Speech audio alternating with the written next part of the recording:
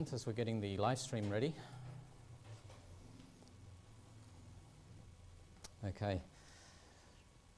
Well, this morning we're going to be continuing to look at this topic of the work of Elijah the prophet.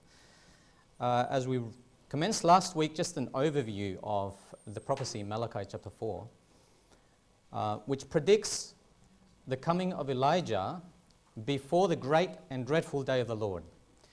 And we saw last week that this was applicable to John the Baptist, but also represented the work of God's people in the last days, just before Jesus returns. I have to say this one I was a bit sore after studying this one. But I'm just going to share with you what I discovered.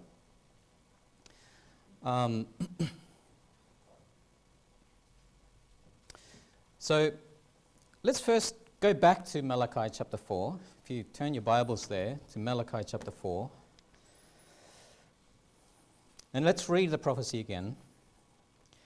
As I mentioned last week that we were going to look at how this prophecy applies to marriage today. And then next Sabbath we're going to look at how it applies to parents and children. Malachi chapter 4.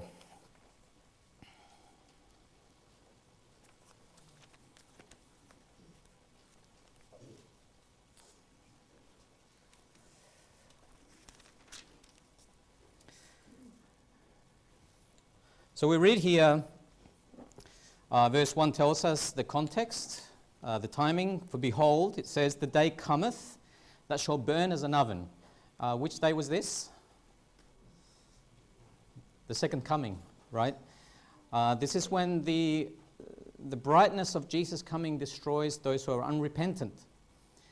It says, all the proud, all that do wickedly shall be stubble, but God's people who are alive at that time shall not be burned.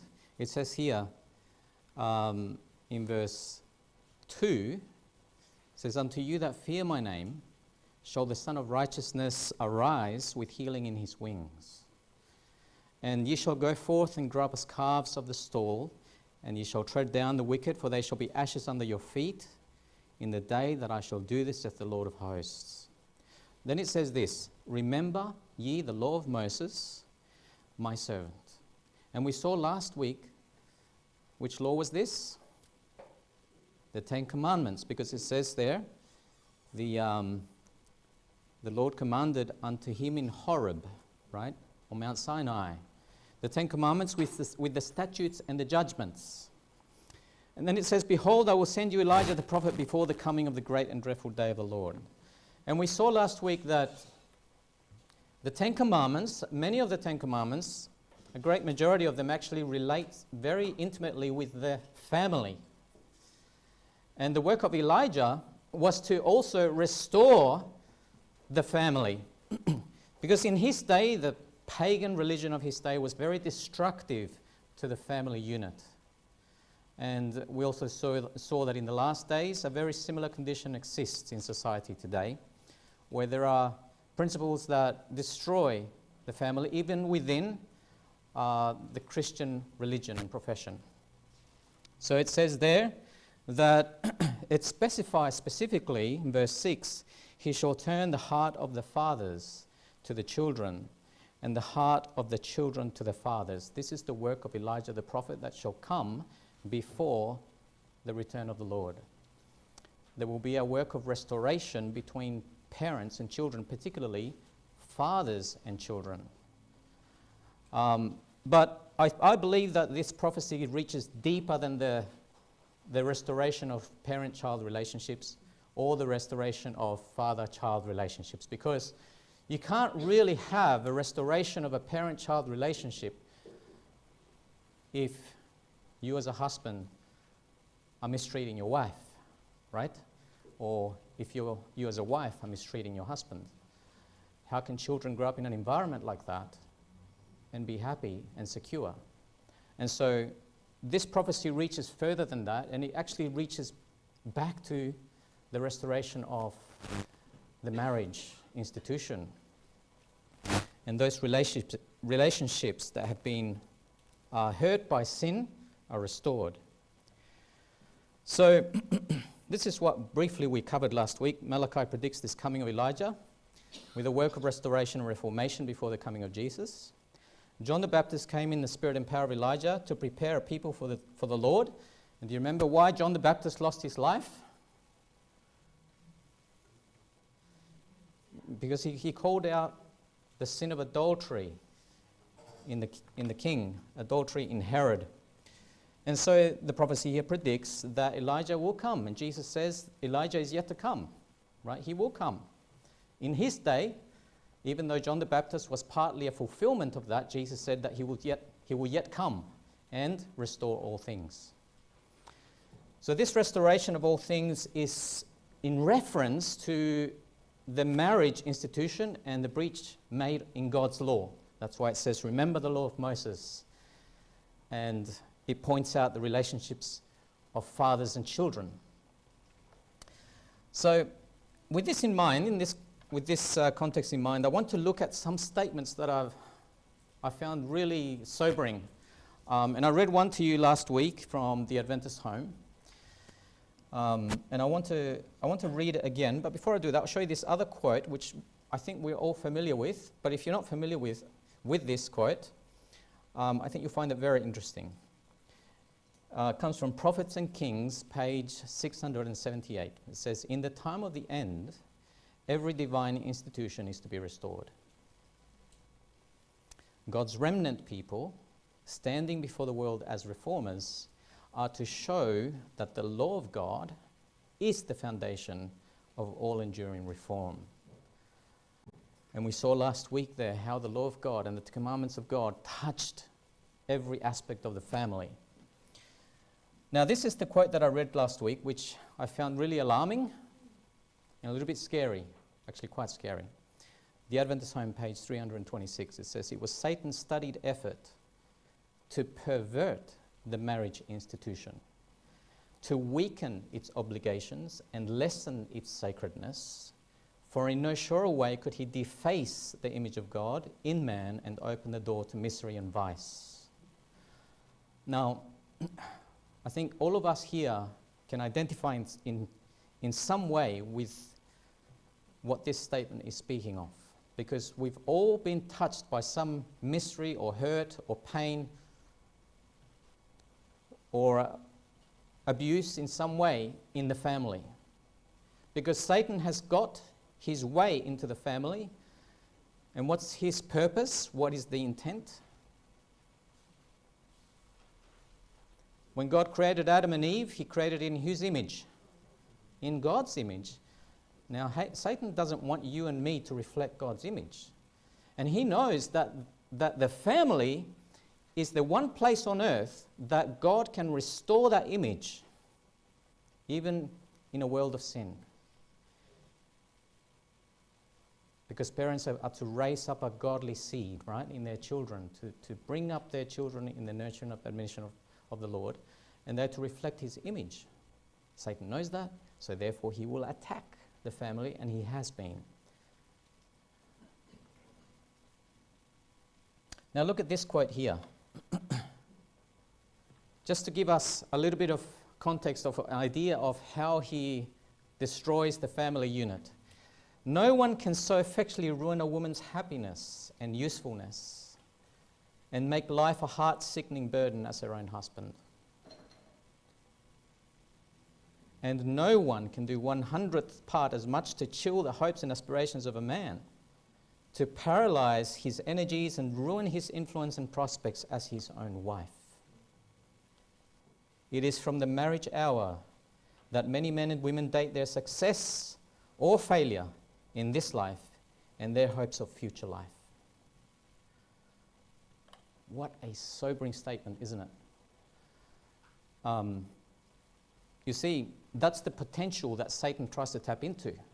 And he directs his effort to wedge his way into the family unit, into the marriage covenant between husband and wife through either the husband or the wife, to try and hurt each other. But let me show you now the other side of this question, okay? The other side of this coin. Look at this statement here from Thoughts from the Mount of Blessing. When the Pharisees afterward questioned him concerning the lawfulness of divorce, this is the key text that we read earlier from Matthew 19. Jesus pointed his hearers back to the marriage institution as ordained at creation.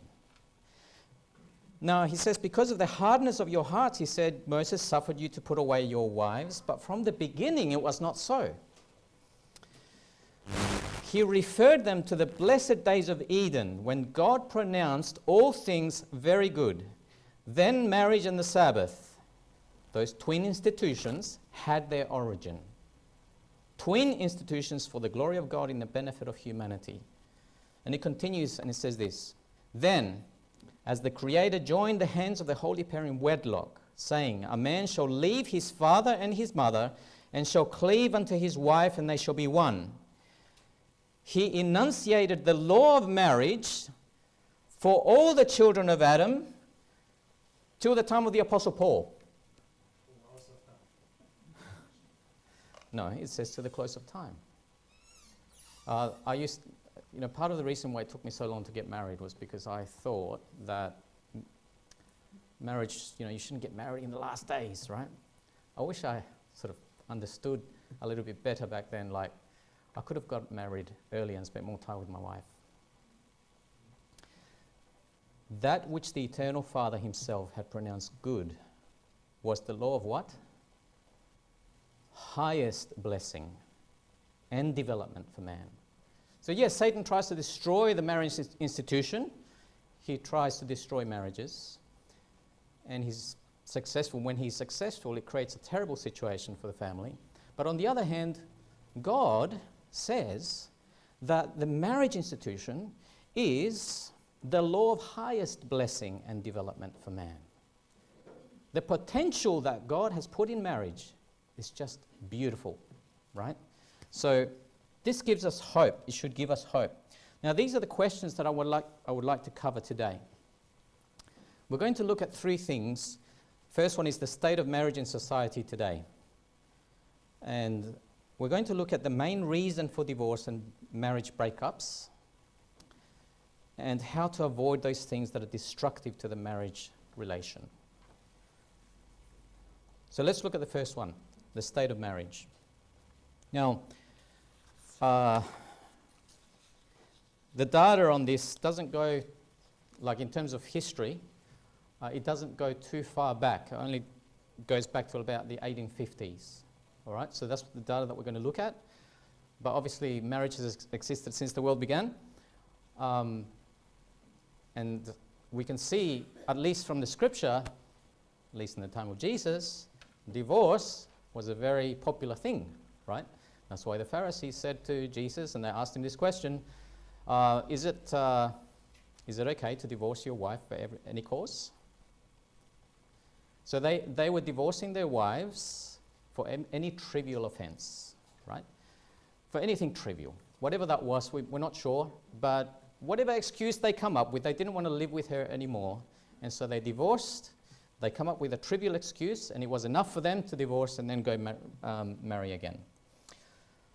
That's what we get from the scriptures. But the data that I'm going to show you, here goes back to the 1850s. I looked at data from Australia, from the United States, and from Europe.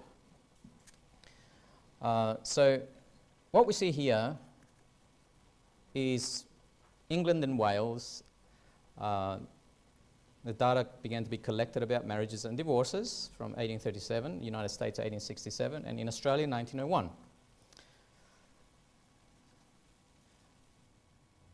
Now, what we see here is that marriage was close to universal back then, right? Nearly everybody got married. Divorce was rare, and non-marital births held steady at just around 3 to 8%. All right. Now, within 20 years, since 1950s, all that was upturned. Within 20 years, all three of these stats were inverted. Marriage fell, divorce climbed, and births outside marriage rose together in every one of these countries.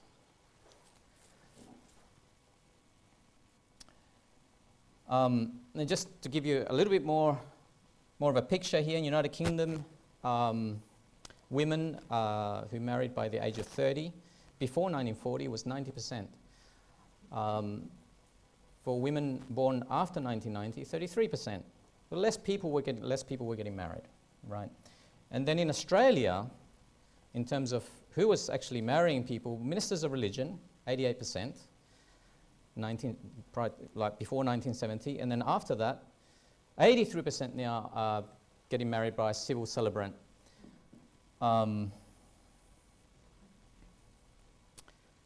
find that interesting because marriage seems to have lost its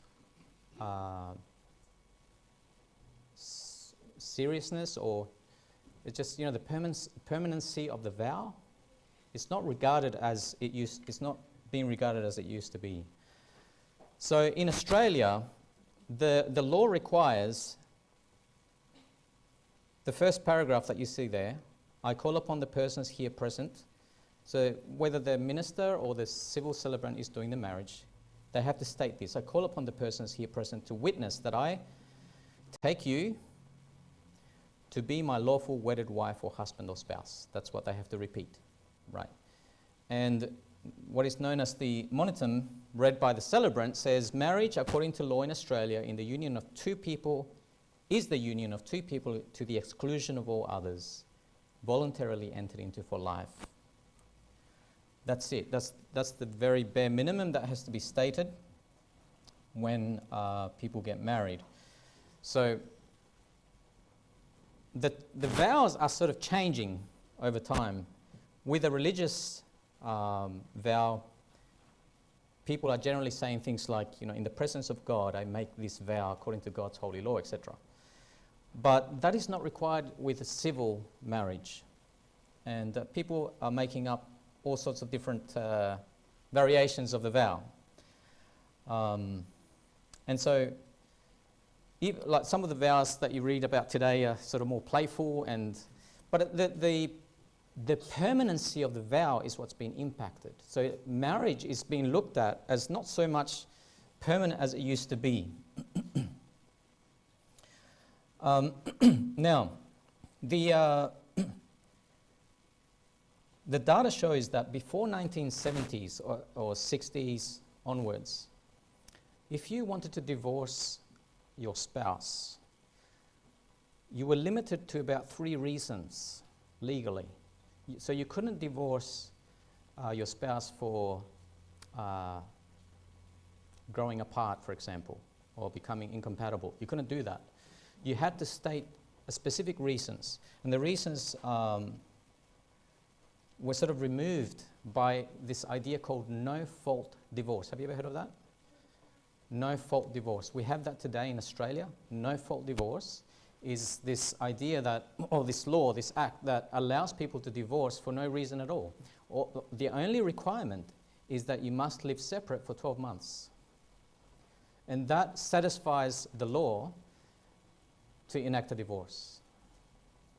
But that, unintentionally, what that created was, because before that, you couldn't really tell why people were divorcing. People were saying it was adultery, unfaithfulness, cruelty, abandonment.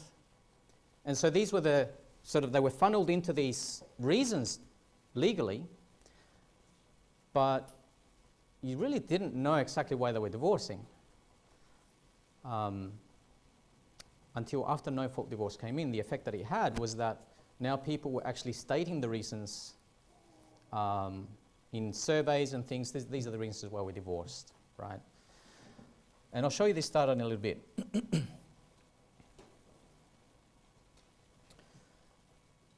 Okay, so this is what I've been mentioning here. Every state required proof of fault, commonly adultery, desertion, or cruelty. So these were the 3 reasons: adultery, desertion, or cruelty. As the chart that follows shows, cruelty steadily absorbed the complaints that had no other legal outlet. As you can see there, the gold line is adultery. So 1867 to 1886, that was around 25%. So unfaithfulness to the marriage vow was adultery. There was around 25% of divorces. Desertion was higher than that, so people just sort of deserted each other. That was 40%. Now that, as time went on, towards 1965, that came down to almost zero. Adultery became almost zero. It's not the case, but people were stating other reasons. Cruelty, so just sort of rose after that. And the little quote there says, these declines did not necessarily mean that there is now less adultery, desertion, or drunkenness than there was 100 years ago. But people were using cruelty as the main reason why they were getting divorced. So these were the reasons that the law provided in England and Wales. 1969, adultery, unreasonable behaviour, desertion, 2 years separation with consent, or if you don't have the consent, you have to be separate for 5 years and then you can get divorced. Right. In England and Wales again, you can see in this chart, 1975 on the left, you see 12% adultery is at 30%, and it's because of adultery sort of coming down towards 2015. And then what is rising is this term called unreasonable behaviour. These are the reasons given for divorce is unreasonable behaviour. In the little quote underneath that graph, it says the trend mirrors the US almost exactly. Adultery fading and a broad catch-all behaviour ground taking over.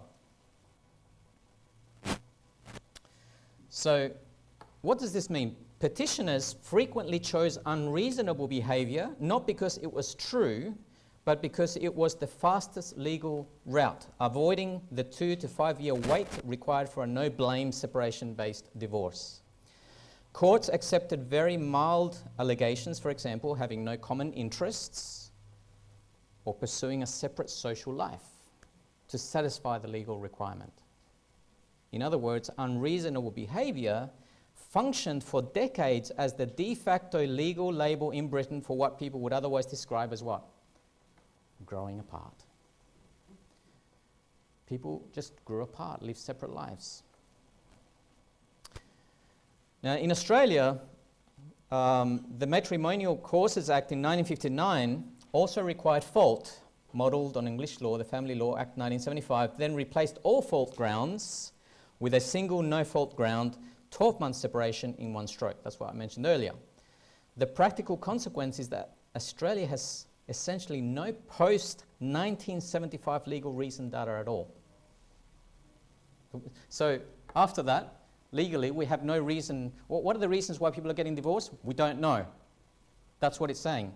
Which is precisely why Australian researchers had to go directly to divorced people themselves, producing the strongest survey-based reasons data set of the 3 countries. So in Australia, we know why people are getting divorced because we've found out by surveying people that were divorced. That's what it's saying here.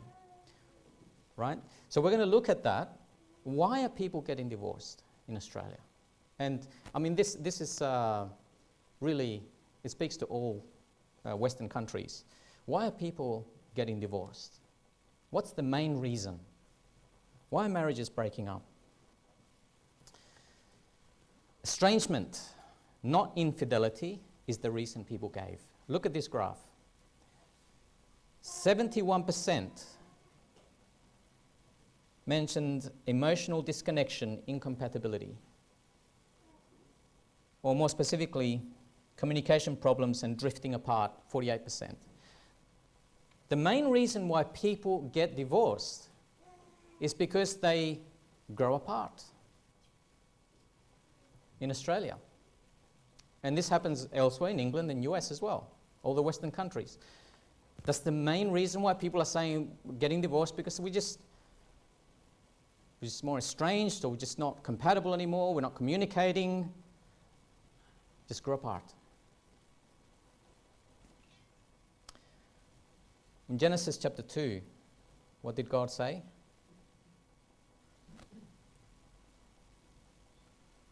Therefore shall a man, in verse 24, leave his father and his mother, and shall cleave unto his wife. What does this word cleave mean? Sorry? Perhaps, I'm not sure, I'm not familiar with that definition, but cleave means to really like attach yourself to somebody, right? To be joined. Like Jesus in Matthew 19, he quoted this verse and he used the word joined. He says, what therefore God has joined together, let no man put asunder. Sometimes we think of this, what Jesus meant there by asunder, as divorce. That's the very final thing. But you can actually begin to put asunder a marriage by just growing apart. That's still putting asunder and it's still violating what the purpose of marriage was.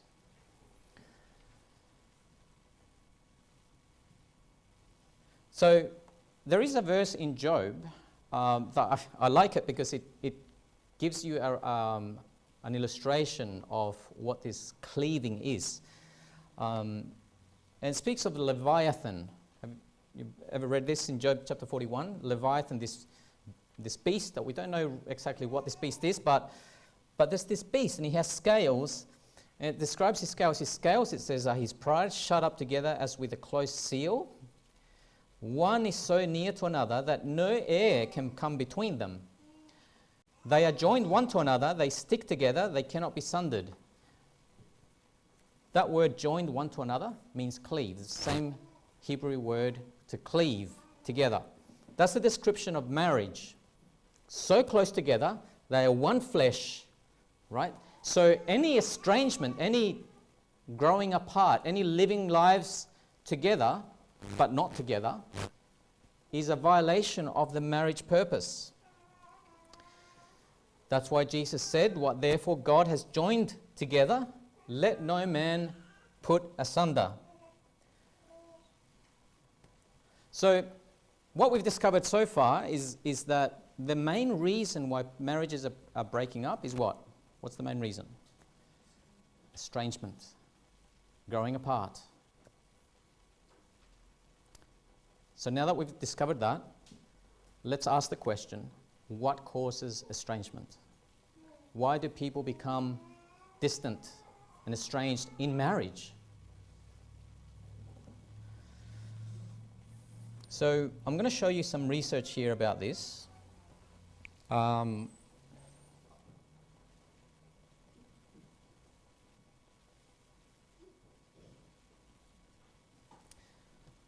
There's a man called Dr. John Gottman.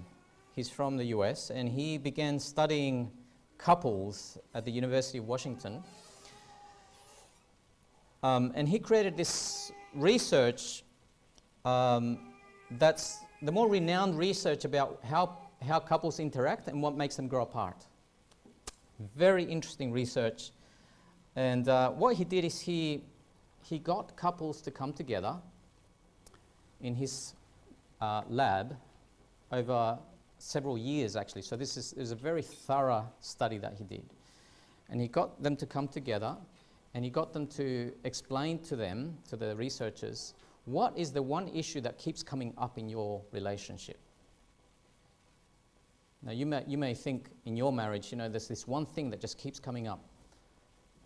What people said was the one issue that keeps coming up is they don't feel loved, they don't feel appreciated. This was the main thing that kept coming up. And these couples were married for 6 months. You see, they're all young couples for 6 months. Can you imagine that early into the marriage and they're already feeling unloved?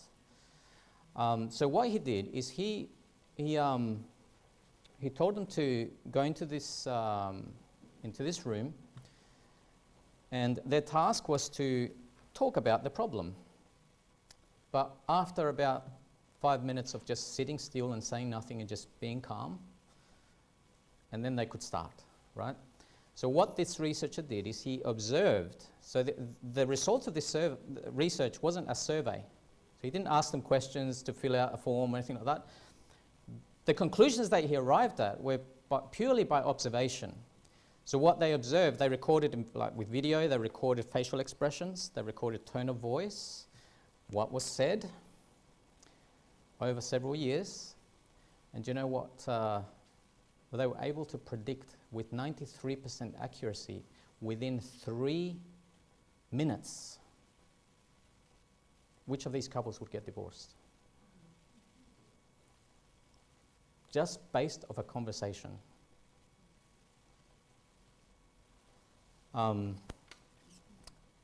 Now, I'll show you some of the data here.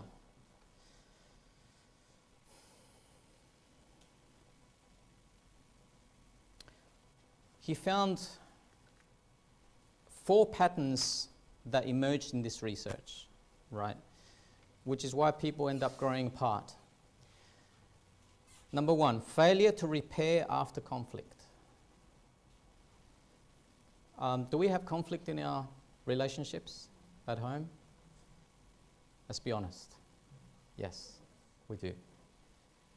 But the point is, the thing is, it's not the conflict that destroys a marriage. It's the failure to repair afterwards. Number 2, he found 4 destructive communication patterns, which we'll look into in a second. Number 3, life transitions handled separately. And we'll look at that, what that means. And also the little foxes, the neglect of small things. Very interesting. So let's look at each one of these. The failure to repair after conflict. So couples do not drift apart because they argue, but because they never go back afterwards to mend what the argument broke.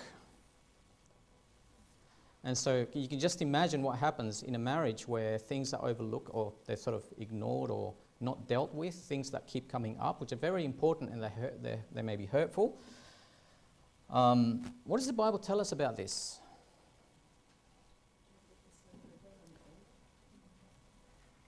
That's the verse I was thinking of. Ephesians chapter 4, verse 26. Let not the sun go down upon your wrath, neither give place to the devil. It's interesting that those two things are quite closely connected. Remember the devil, he wants to destroy marriages. That's what he wants you to do. He wants you to just go to bed angry and not deal with the thing that's hurting you. So do you remember that conversation that I mentioned earlier with these couples that would come together and they communicated about this problem that kept coming up? What made the difference between the couples just within 3 minutes where the research predicted that they would get divorced and the couples that still had issues, they were still talking about things, but they weren't getting divorced? What made the difference? What the researcher found was this. Actually, no, I'll come back to this. Sorry, this is a wrong slide here. But the biblical pattern is this. I'll come back to the other one. The biblical pattern is this. We have a conflict, and then we what? Avoid the conflict. Avoid the issue. What the Bible wants us to do, what God wants us to do, is when we have a conflict or disagreement, what's the work of Elijah? Turn the hearts. To turn our heart towards our spouse. That's what God wants us to do. To speak the truth in love. That's a very important thing there. To speak the truth in love. Because often what we'll say is we'll state the truth, just blurt it out as it comes out without any thought about tact or grace or about how it's going to be received. But to speak the truth in love and then repentance, forgiveness and reconciliation. That's the biblical pattern.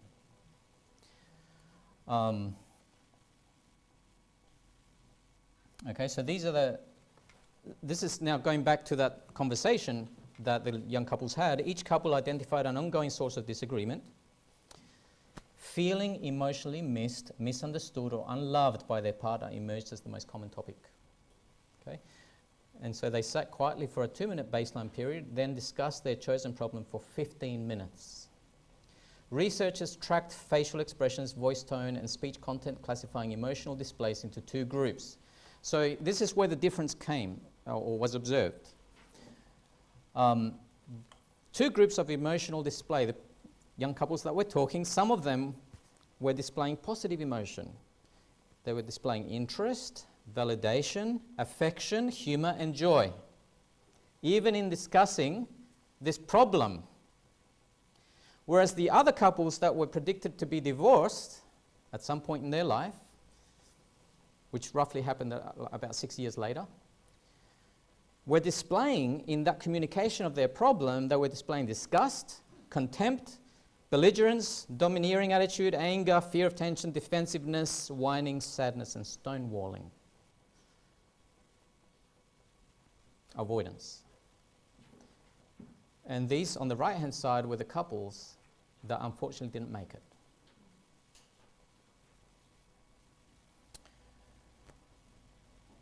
Why the first 3 minutes matter? Now, part of his research also discovered 80% of wives initiate conflict discussions about, so wives initiate conflict discussions about 80% of the time. In marriages heading toward divorce, the opening tended to be global criticism. Things like, you are lazy and never do anything around the house. Rather than a specific complaint, you did not take out the trash last night. So with the difference, do you see the difference? One is attacking the character of the person, and the other one is mentioning a specific thing that wasn't right. So it's not identifying the thing with the person. And so in response to this, sometimes the husband will escalate or de-escalate. The husband's response to that opening became the second critical variable. In marriages heading for divorce, husbands tended to respond defensively and escalate the negativity rather than staying calm and de-escalating it. Now, the research says here that 80% of the wives did this, right? But it doesn't always happen like that. Everyone is different. Every marriage is different. Sometimes it's actually the husband doing this. So the work of reconciling is difficult, but this is what God is calling his people to do in the work of Elijah, the predicted work of Elijah. Now, the other thing that this researchers found were these 4 destructive communication patterns: criticism, contempt, defensiveness, and stonewalling. These were the strongest predictors of separation. So let's look at this in a little bit more detail. By the way, this man Gottman, he called these negative communication patterns the 4 horsemen of the apocalypse. That's what he called them. Criticism, number 1, is attacking a partner's character rather than addressing specific behavior. Have we ever done that? Been tempted to do that? We've attacked the character of our spouse rather than the specific thing that they did, right? Well, this is criticism, and this is extremely unhealthy in a relationship. Contempt, disgust, or superiority, the eye rolling. If you've ever rolled your eyes at your spouse, that's because there's some sort of contempt there.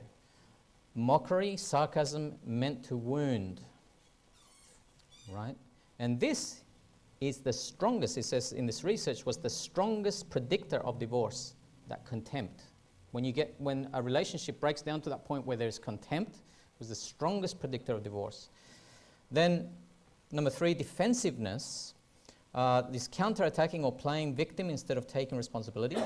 And then the stonewalling, withdrawing entirely, shutting down, going silent, physically leaving.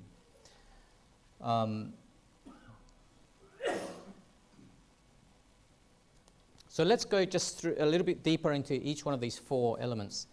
So criticism, as we've noticed, attacks a partner's character rather than addressing a specific behavior. The Bible says in Proverbs 12 verse 18, there is that speaks like the piercings of a sword, but the tongue of the wise is health. Do our words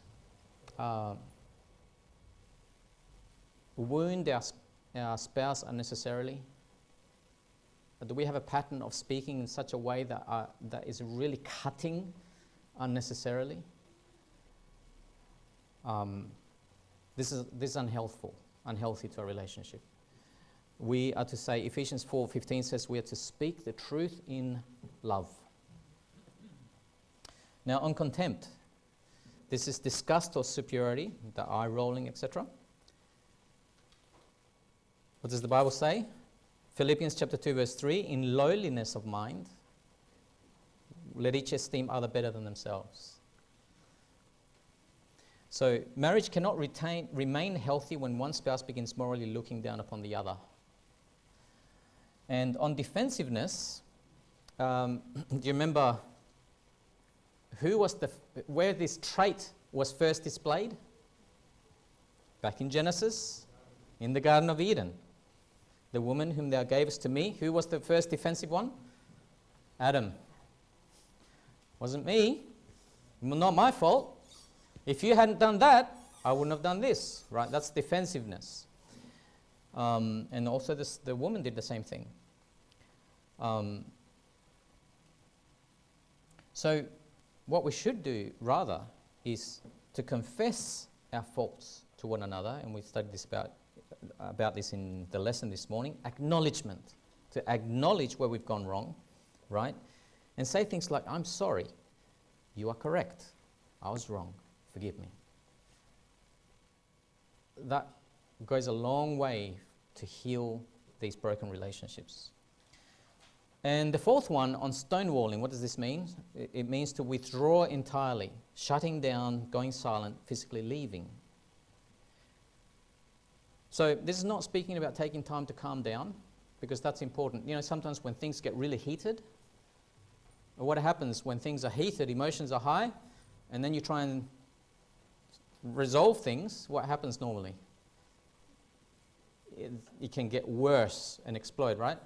So that's not referring to that time that we should be taking to pray. That's not what stonewalling is. It is actually a pattern of doing this, right? This is the danger is when temporary withdrawal becomes habitual.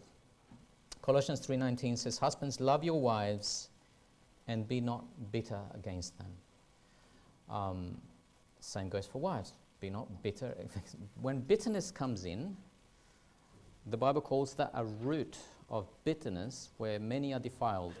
So if that comes in between husband and wife, that's only because there's some resentment happening, things are not resolved, and they are allowed to bear root of bitterness. Now with stonewalling and withdrawal, there's some more data here. There's different situations. So it's usually like an involuntary response where the person shuts down after being criticized or mocked. That's more like an involuntary thing. Then there's shutting down out of quiet, settled disdain, right? Cold stonewalling, functionally closer to contempt. And then there's the intentional type where we refuse to engage to punish the other person. Given what we call the silent treatment.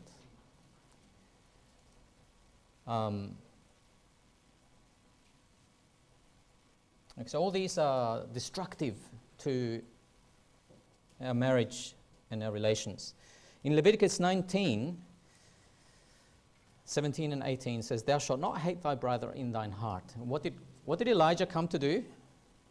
The prophecy of Elijah in Malachi 4. What did he come to restore? To turn the hearts of the fathers to the children. That's where it begins. It's in our heart, right? We're not to hate our spouse. In this case, it's brother, but talking about a spouse. We're not to hate our spouse in our heart. We're not to hold a grudge. And sometimes this can happen. We end up holding grudges against each other. Now, that's the first and second covered. Now we're looking at the third, where life transitions are handled separately. So things happen in life, you know, but before you had children, before we had children as married couples, we were together, right? Just you and your wife or you and your husband. And then children come along. That's a life transition. Huge change. How did your marriage cope with that? Especially when the second and the third and then the fourth come along. What happened to you and your spouse? But children, there's going to be another life transition. Children grow up and then they'll leave home. And then you're going to end up with your spouse again, just you and them. Are you going to be okay? After, I don't know how many years, 17 years, more than that if you have more kids, 20, 25 years, I've just been focused on the kids. What's going to happen to you and your spouse? Now all of a sudden they're all gone and now it's back to you and your spouse. Are you going to be okay? You get a caravan. Well, what this is saying here is that when life transitions come, we should handle them together. Otherwise, so this is what people described as living separate lives, like growing apart, everyone's focused, and your communication just becomes logistical. Who's picking up the kids? Who's doing the shopping? It's just logistical. There's no intimacy anymore. There's no communication. That communication that you had when you were without children. And so it's really important to maintain that connection and that we're doing this together. We're living our life together, right? Till death do us part, we're together. And whatever life brings our way, we're doing it together. That's the beauty of it. So it says in 1 Peter chapter 3, verse 7, likewise ye husbands, dwell with your wives according to knowledge. Marriage is not simply knowing whom you married 20 years ago. It is continuing to know the person your spouse is becoming. Do you, for the husbands here, do you think about this? Like, do you think about getting old with your wife? Yeah. Do you look forward to getting old with your wife?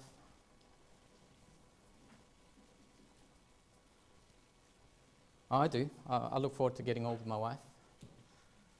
I think that's a beautiful thing. I've come from a family where my mum's not with her husband anymore, and she's alone. What a horrible thing. What a horrible thing for marriage to break up. Children leave, and now the wife is alone. I look forward to getting all together with my wife because we're going to be together for life. And there's a different stage in life. Every stage in life is something new, is something interesting to discover about her. So this is, you dwell, like it says here, we dwell with our wives according to knowledge. And there's a Bible verse, where I'm going to give you the PG rated version, okay? So Proverbs 5. I'm sure that all the husbands will know this one off by heart, most likely. Proverbs 5, chapter 5, verse 18 and 19. I don't have it on the slide because it's PG rated, okay? Proverbs 5, 18 and 19. What does it say? Let me read it because I'm going to give you the PG rated version, all right? I don't want somebody else to read it, and there's kids here. Proverbs 5, 18 and 19. Let thy fountain be blessed, and rejoice with the wife of thy youth. Isn't that interesting? Rejoice with the wife of thy youth. Do you rejoice in the wife of thy youth? I don't think this is saying you're going to remember back when what she was like before we had kids and rejoice in that. I don't think that's what it's saying. It's saying you are to rejoice in the wife of your youth. You've been with her since youth, and she's still your wife. You still rejoice in her. It says, rejoice in the wife of our youth. And there's so much to rejoice about that. In Proverbs 5:19, the very next verse says, let her be as the loving hind and pleasant roe. And something about satisfaction there, right? But notice what it says, at all times.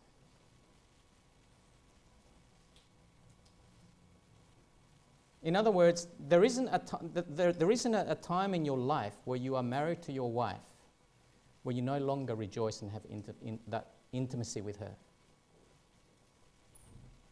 That's always, according to what I'm reading here, this is what God desires for us.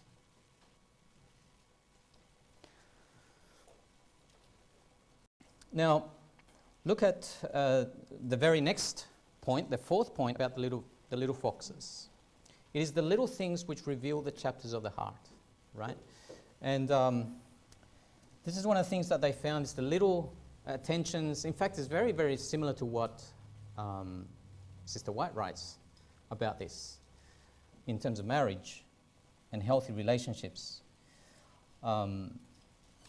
What the Lord said here in Luke 16, he said that he that is faithful in that which is least is faithful also in much. And Song of Solomon said, take us the foxes, the little foxes that spoil the vines, for our vines have tender grapes. So it's the little things that can actually work for or against the happiness of our marriage. The little things. So what are these little things that can make us happier or more sad in our marriages? What are these little things? What do you think they are?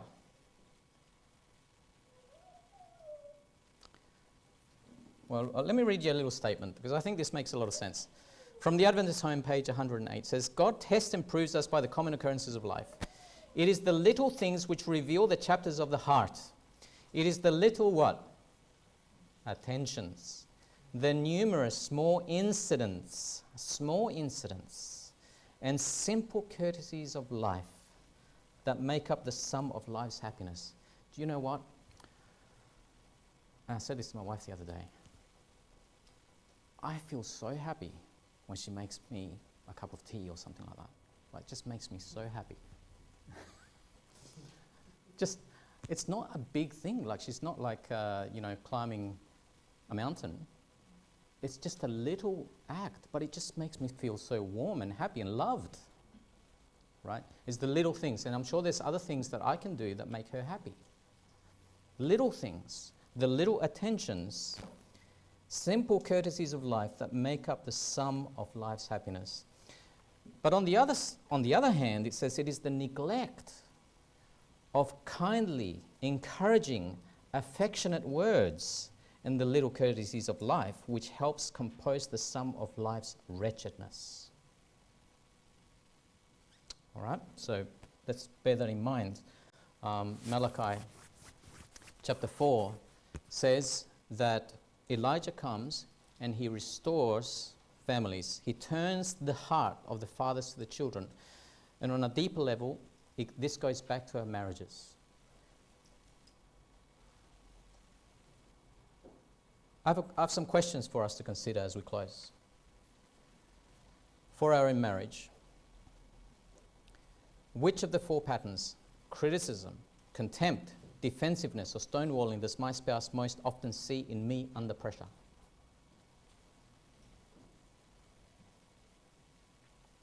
Number 2, is there an argument between us that was never repaired, but just abandoned? What would it cost me to go back to it this week? Number 3, when did I last speak to my husband or wife in a way that gave honor rather than merely avoiding offense? Number 4, what little fox have I let run into our marriage because it seemed too small to mention?